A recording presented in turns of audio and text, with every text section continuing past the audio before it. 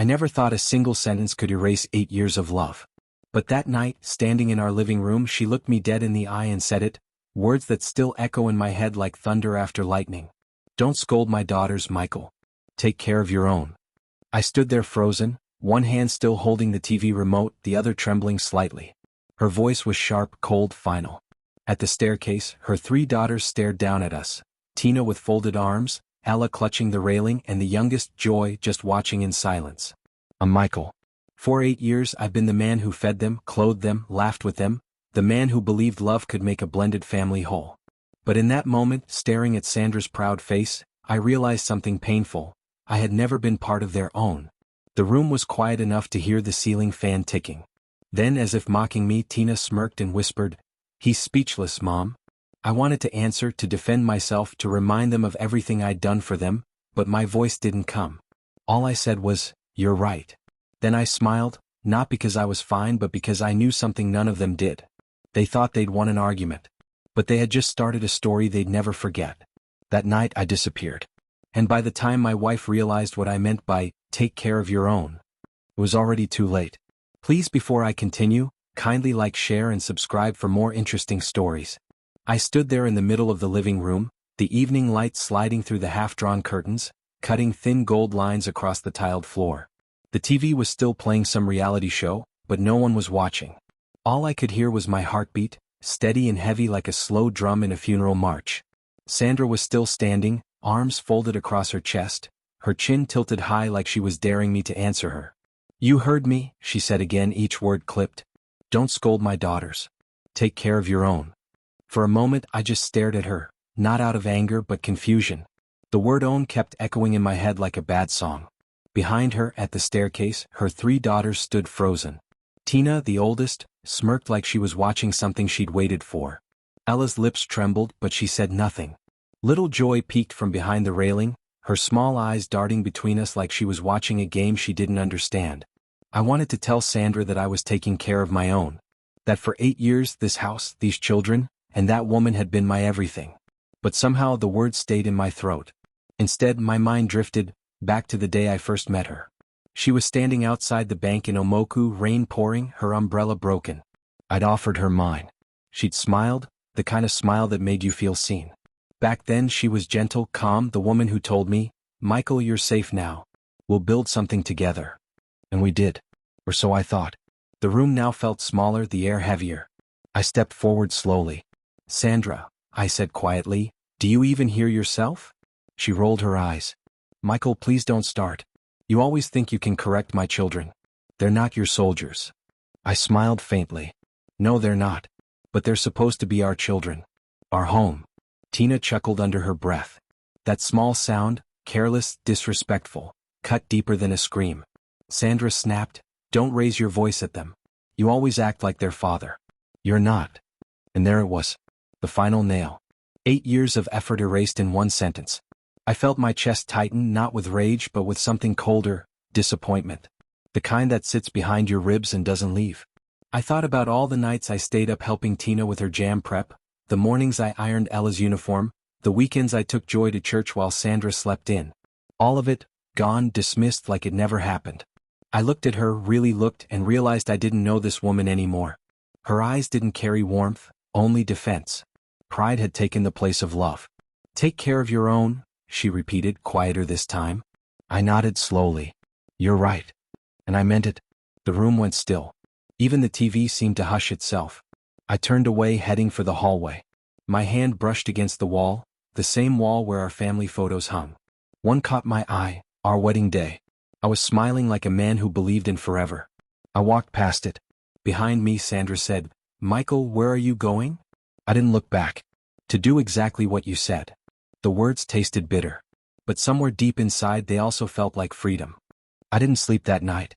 I sat in the car for hours, parked just a few meters from the house, engine off, headlights dark. The living room light stayed on for a long time. Maybe Sandra was still pacing, maybe she expected me to come back in and apologize. That used to be our cycle. She'd explode, I'd stay quiet, and by morning I'd make peace because I hated waking up to cold silence. But that night, something in me refused to bend again. I stared at the gate, watching the glow from the house fade when she finally turned the lights off. It felt final. like watching a door close that I'd been knocking on for years. By dawn, I drove to my friend Nonso's place. He looked surprised when I showed up with just a backpack. "You fight with Madam again?" he asked, half asleep. I smiled weakly. "Something like that." He didn't press. Nonso knew me well enough to sense when silence carried too much weight. When I opened my backpack later that morning, I saw the letter I'd written at midnight, folded neatly, sealed in a white envelope. "Take care of your own." That was all it said. I left it on the bed before walking out. No explanations, no apologies. Just a mirror of her own words. As the sun climbed, I drove out of Omoku. The further I went, the lighter my chest felt, though my hands trembled on the steering wheel. I wasn't sure where I was going, only that I couldn't stay. At a petrol station on the expressway, I pulled over. For a long moment I just sat there, listening to the hum of traffic. I opened my wallet and looked at the photo inside, the one of all of us on the couch last Christmas, me with my arm around Sandra, the girls laughing. It looked like a lie now. I folded it, slid it under the dashboard and whispered to myself, "It's time." I switched off my phone. Then I broke the SIM card and threw it into the trash. By evening, Sandra would start to realize something was wrong. I imagine how it must have looked when she woke up that morning. The house quiet, my shoes gone, the bed neatly made, the note waiting on the pillow. She probably called my name once, twice. Then louder, the tone changing from irritation to worry. I could almost hear her voice echoing through the house. "Michael? Where did you go?" She would have checked the wardrobe, found my clothes missing, then the bathroom, toothbrush gone, razor gone. Maybe she laughed at first, thinking it was a petty stunt. She'd tell the girls, "He'll be back by evening." But evening came. And I didn't. When she finally tried calling, all she heard was that mechanical voice. "The number you are calling is not reachable." Maybe that was when her hands started to shake. Maybe that was when she walked into the bedroom again and sat on the edge of the bed, staring at the note like it might change if she read it enough times. I could almost picture her whispering to herself, "He can't really be gone." But I was. That night, while she paced in confusion, I checked into a cheap guest house 2 towns away. I lay on the narrow bed staring at the ceiling, realizing I owned nothing now but quiet. And yet, it was the first real peace I'd felt in years. I wasn't running. I was rebuilding. And though she didn't know it yet, every hour that passed was the beginning of her realizing that what she called my daughters had never been the same as our family. The first few days after I left, I imagined Sandra still walking around the house with that same defiant energy, telling the girls, "He'll be back. Don't worry about him." She'd probably even laugh, maybe call her sister to complain. That was how she dealt with tension, drown it in noise. But by the end of the first week, the noise would start to fade. I could see it clearly in my mind. The sink stacked with unwashed plates, the curtains half drawn because no one remembered to open them, the morning quiet too loud to ignore. And then the bills. They always came like clockwork. The electricity token would run out, the water supply would falter, and the fridge would start to hum like it was begging for a refill. That house had always survived on quiet effort. Mine. Now without it, the cracks began to show. I know because Nonso called me one evening and said, "Mike, your wife's been asking around town if anyone's seen you. You sure you don't want me to tell her you're okay?" "No," I said. "If she really wants to find me, she'll know where to look." He sighed. "You sound different." "I feel different," I said. "For the first time, I don't feel invisible." That night, I walked to the small roadside stall where I'd been working under a friend's construction company. Nothing fancy, just small-scale building work, managing supplies. My hands ached from labor, but my mind was light. I could finally think. And still I couldn't stop picturing them. I imagined Sandra sitting at the dining table, the same one where we had that argument, staring at the empty chair I used to occupy. Maybe she replayed that night in her head, wondering why I didn't yell back. Maybe she thought of the time she'd mocked me for being too quiet, not realizing silence can scream louder than words. I imagined Tina storming around the house muttering, "He's just being dramatic," while Ella stayed unusually quiet. That girl always had a tender heart. She'd been the one who slipped Father's Day notes into my briefcase when no one else remembered. Joy, the youngest, would ask the question no one wanted to answer. "Mommy, when is Uncle Mike coming back?" Sandra would probably snap, "Don't call him that again. He left us." But later, when the house went dark and the children slept, she'd sit on the edge of the bed, staring at my pillow, her pride cracking just enough for regret to slip through. 3 weeks after my disappearance, Nonso told me the landlord had shown up at the house demanding payment. Sandra tried to call my bank, but the accounts she knew were empty. I'd moved everything quietly, not to punish her but to protect what was mine. I'd spent too many years trusting love without boundaries. Still, there were nights I sat up and asked myself if I'd gone too far. The truth was I still cared, but I needed her to feel what I'd felt all those years. Unseen, unappreciated, replaceable. One evening as I walked home from work, my phone buzzed. Unknown number.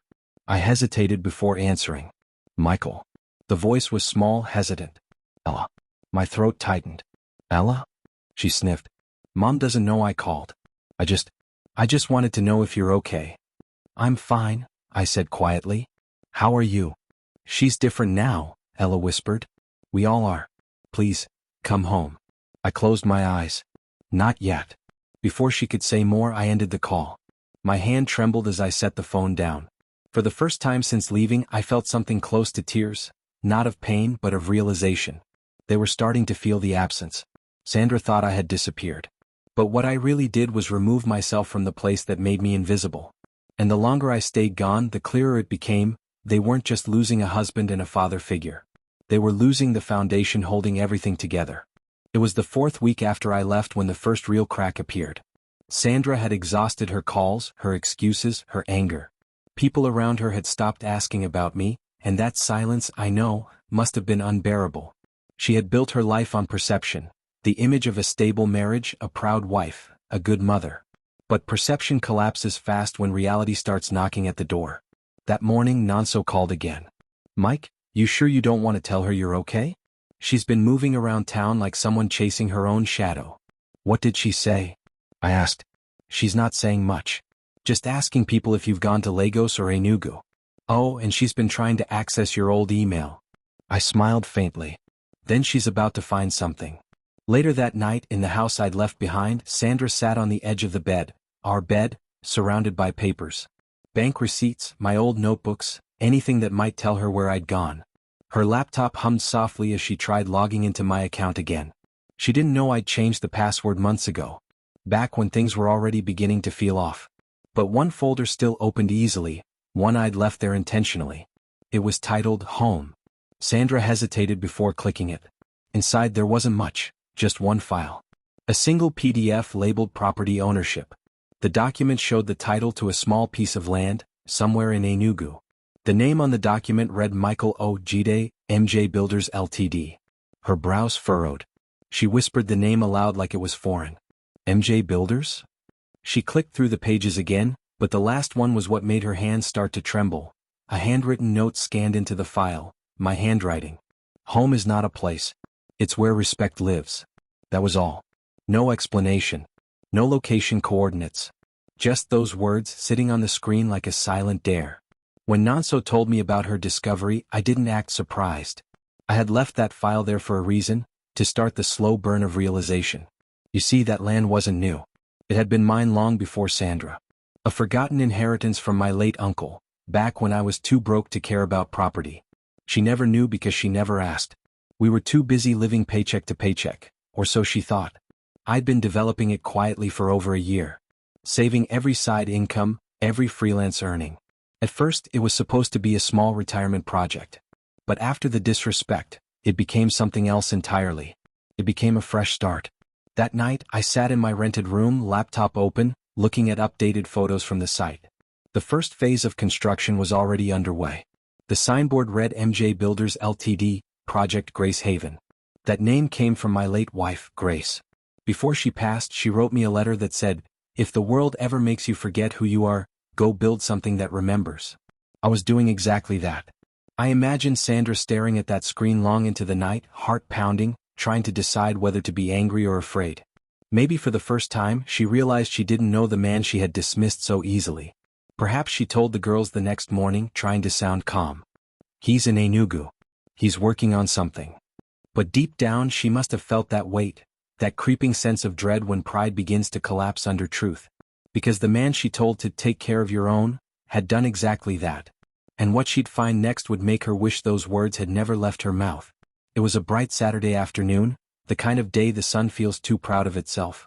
Sandra stood at the gates of Royal Crest Academy, adjusting her sunglasses and pretending not to notice how people stared. Her daughter's school was hosting its annual family luncheon, the one event she always used to brag about attending with her loving husband. Except this time her seat beside her was empty. She told the girls, "Don't worry, Daddy's just working." But the girls had heard her crying in the kitchen 2 nights before, whispering into her phone, "Michael, please just tell me where you are." Silence had answered her then, and silence followed her now. The compound buzzed with chatter and laughter. Parents milled about in tailored clothes and expensive colognes. Sandra forced her brightest smile as she greeted a few mothers she used to look down on. "Oh, Mrs. Gday," one called cheerfully. "You came alone today?" Sandra's smile faltered for a second, then snapped back in place. "Yes, Michael's on a project out of town. He sends his regards." A harmless lie until her friend added, "Oh, that's strange. I thought he was here." Sandra blinked. "What?" "Yes, I saw him earlier with one of the event sponsors, MJ Builders, right? He looked so different. You didn't come together?" The world froze for a second. MJ Builders. That name again. Her throat went dry. "You must be mistaken," she murmured, but her voice shook. Her friend frowned. "No, I'm certain. He was talking to the principal near the stage." She turned sharply, her heart thudding, eyes scanning the crowd. And then she saw him. I was standing under a tent near the stage in a navy blue suit, calm as ever. The logo of MJ Builders Limited embroidered on my chest pocket. My beard trimmed, posture straight, and for the first time in years, a quiet confidence radiating from me. A group of men stood around me, laughing as we spoke about a community project the company was sponsoring for the school. A banner nearby read, "Sponsored by MJ Builders Limited, Building a Better Tomorrow." Sandra stood frozen, her hand trembling as she gripped her purse. I turned slightly, meeting her eyes across the field. For a split second, time folded on itself. All the noise, all the laughter, all the children's chatter vanished, just her and me. She blinked hard as if trying to make sure she wasn't hallucinating. But when she saw me shake the principal's hand and step toward the microphone, her jaw dropped. "Good afternoon, parents and staff," I began, my voice steady through the speakers. "It's an honor for MJ Builders to support the development of our children's future. Education is the foundation of everything lasting, including respect." The word respect hung heavy in the air. Her fingers tightened around her purse strap. I could see her face from where I stood, pride trying to hide panic, panic trying to look graceful. Every line of her face betrayed her confusion.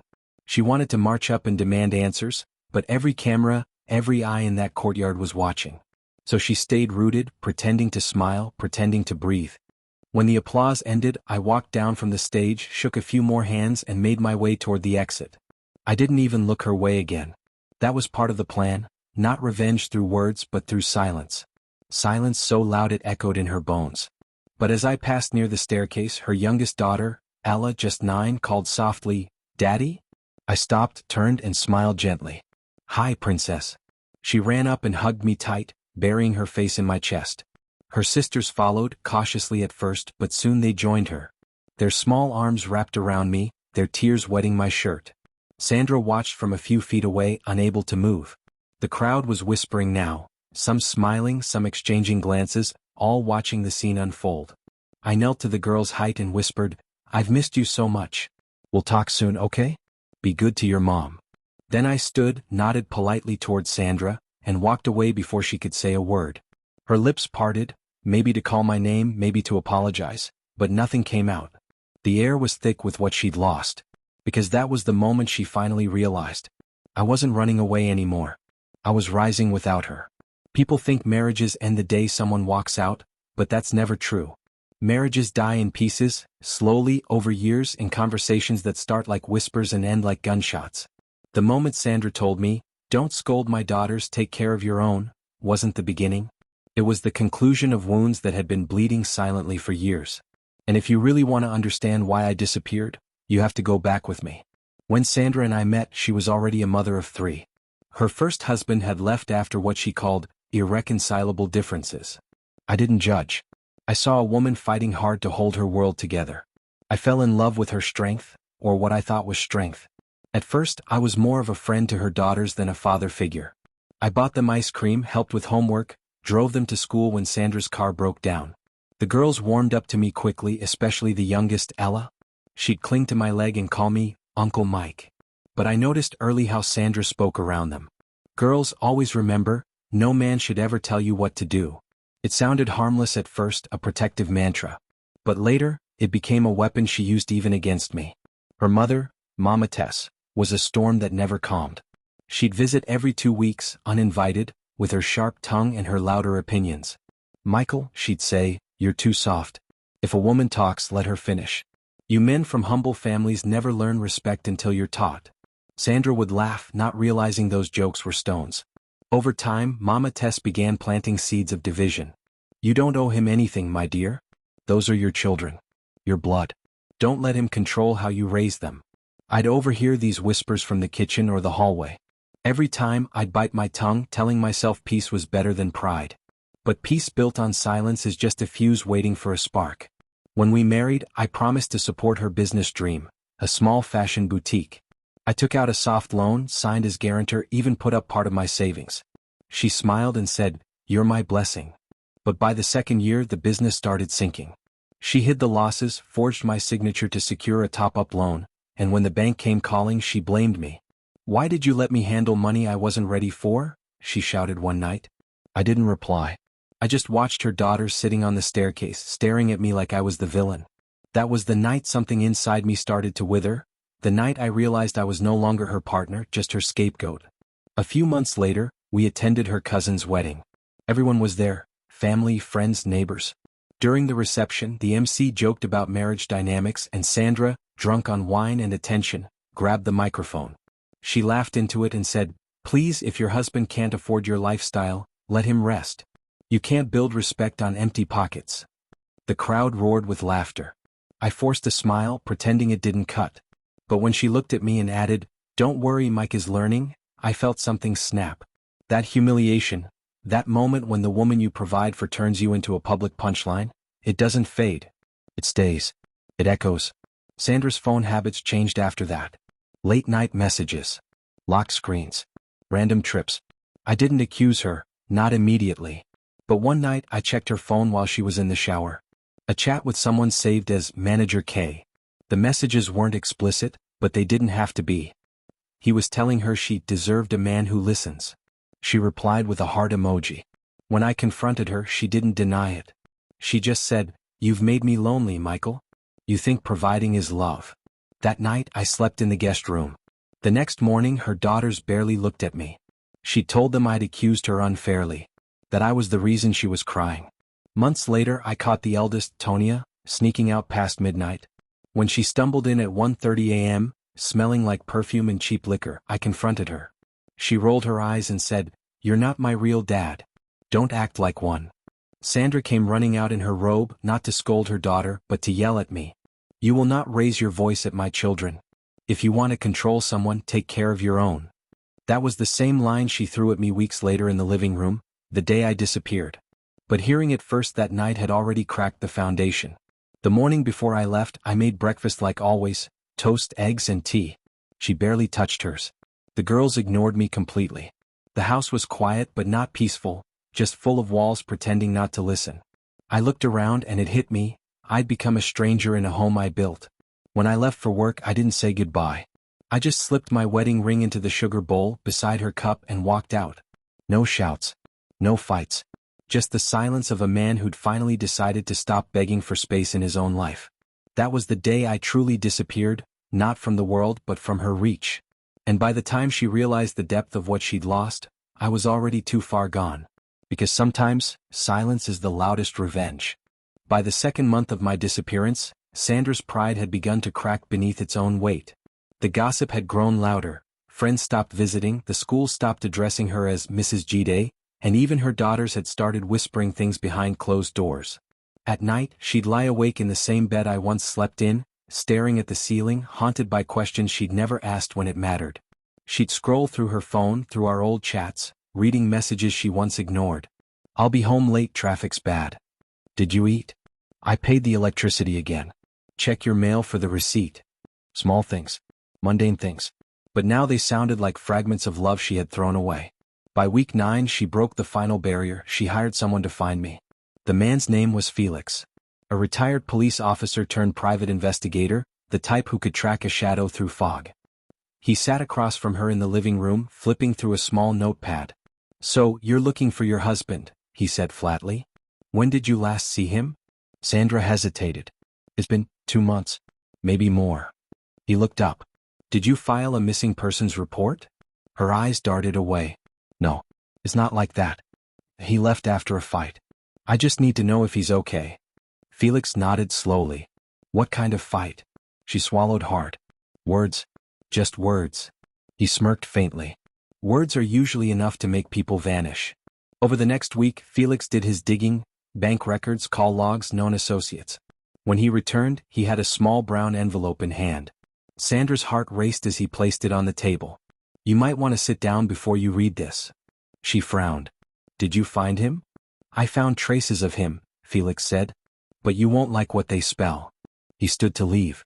Everything you need is in there. No extra charge. I don't get involved in personal storms. When he left, the house felt heavier. Sandra sat down, hands trembling, and opened the envelope. Inside were 2 items, a photo and a folded letter. The photo showed me standing beside a large building, a nearly completed complex with a blue and white signboard that read, MJ Builders Limited Headquarters. In the photo I was shaking hands with a local official, smiling. A black SUV was parked behind me. I looked nothing like the quiet, worn-out man she'd last seen. Her lips trembled as she whispered, You built all this, without me? Then came the letter. The handwriting was mine. She unfolded it slowly, her eyes scanning each line. Sandra, if you're reading this, it means you've started searching for me. I didn't leave to punish you.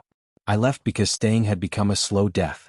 You told me to take care of my own, so I did. My own peace. My own dignity. My own future. I spent years giving without being seen. You mocked my silence, but my silence was work. Every insult you threw only built a wall around my heart, and one day I realized that wall was the foundation of something new. I found my own home now.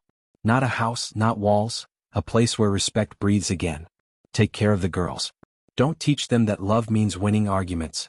Teach them that love means listening before it's too late. You don't owe me anything. Just learn.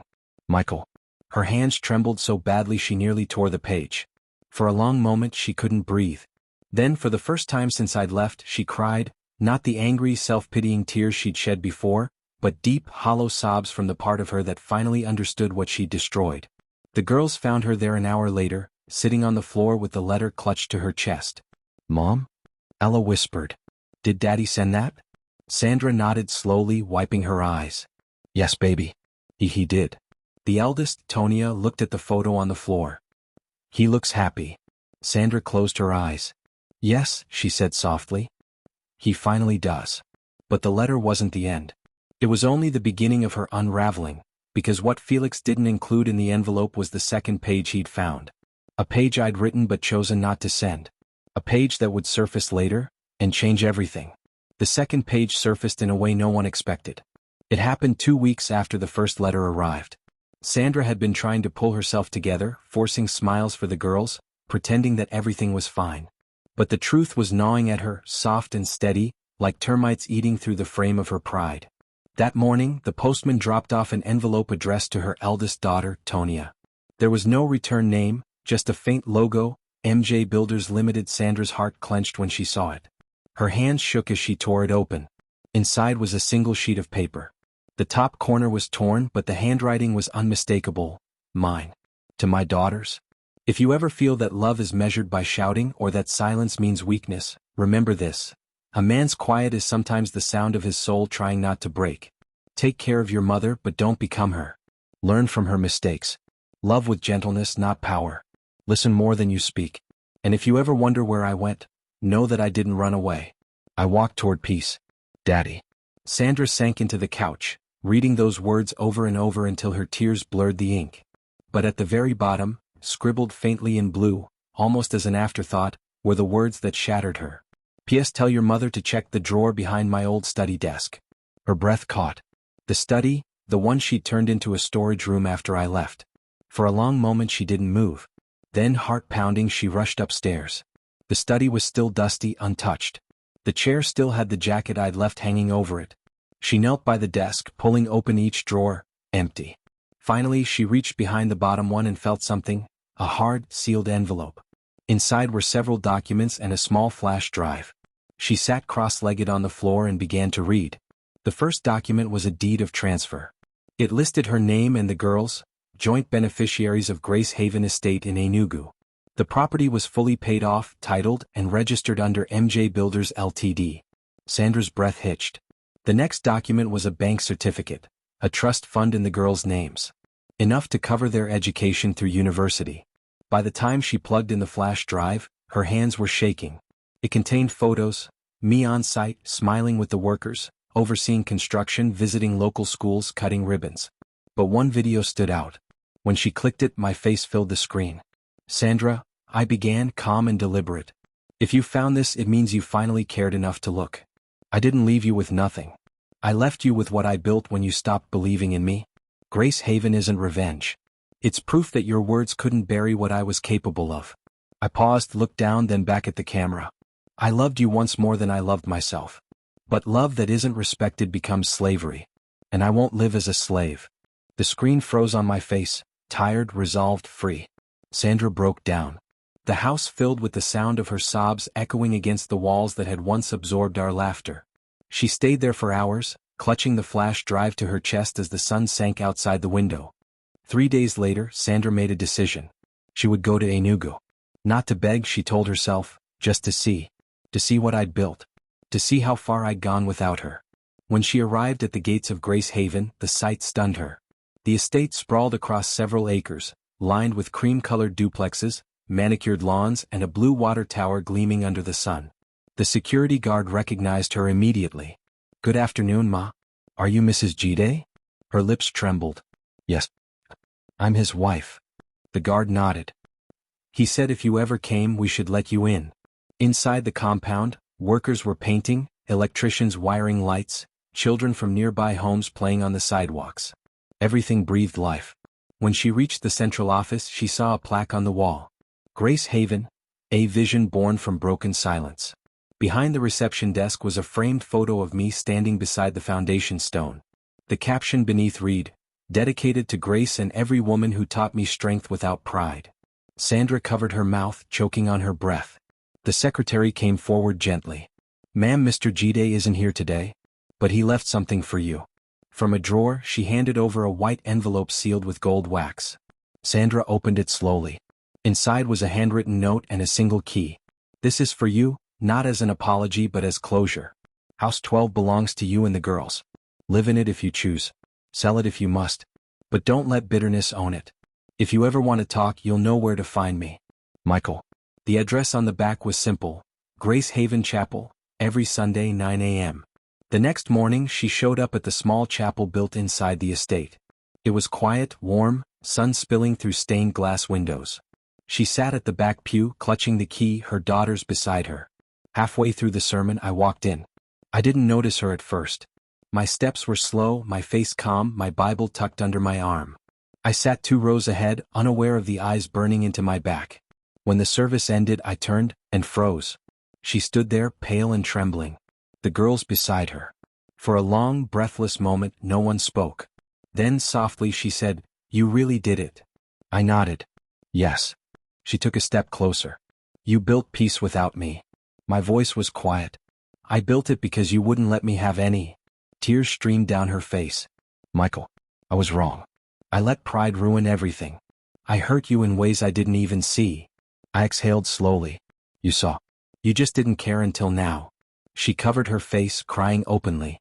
"I thought love was control. I thought silence was weakness. You tried to tell me, but I didn't listen." I looked at the girls, their eyes wet, uncertain. "They don't need to see us fight anymore," I said softly. "Let's end this right." She nodded, whispering, "Please forgive me." I didn't answer immediately. Instead, I placed the Bible on the pew and said, "Forgiveness isn't the same as returning, but it's the start of healing." Weeks passed. Sandra and the girls moved into House 12. The estate flourished. I focused on expanding MJ Builders, mentoring young men from broken homes, teaching them what I'd learned the hardest way possible. Sometimes I'd see the girls at the chapel or in the compound. They'd wave. I'd smile. Sandra never pushed, she only watched from afar, quiet, humbled. One evening she came to my office, not to beg but to thank me. "I just wanted to say, the girls are happy. And I'm learning." I smiled faintly. "That's good." She hesitated. "Do you ever think about us?" I looked at her for a long moment. I think about who we were, not who we became. She nodded, eyes glistening. You deserved better. I leaned back, voice calm. No. I deserved peace. And now I have it. She left quietly. For once without drama. Without pride. Months later, on a rainy Sunday, I sat in my study at Grace Haven and began to write again. To the man I used to be. You stayed too long in a storm that never intended to stop. But you survived it. You built from its ruins. And you learned that sometimes walking away is not weakness, it's wisdom. To the woman who once called me husband. You taught me pain but also patience. I don't hate you. I thank you. Because without you, I might never have discovered myself. And to my daughters, never measure a man by his silence. Sometimes, that silence is the sound of him building something sacred. I folded the letter, placed it in a small box and set it on my desk, beside a framed photo of the four of us, back when laughter was still real. Outside, the rain slowed, washing the streets clean. And as thunder rolled in the distance, I whispered to myself, home is not a place. It's where respect lives. For the first time in years, I felt it, that rare quiet thing I'd chased for so long.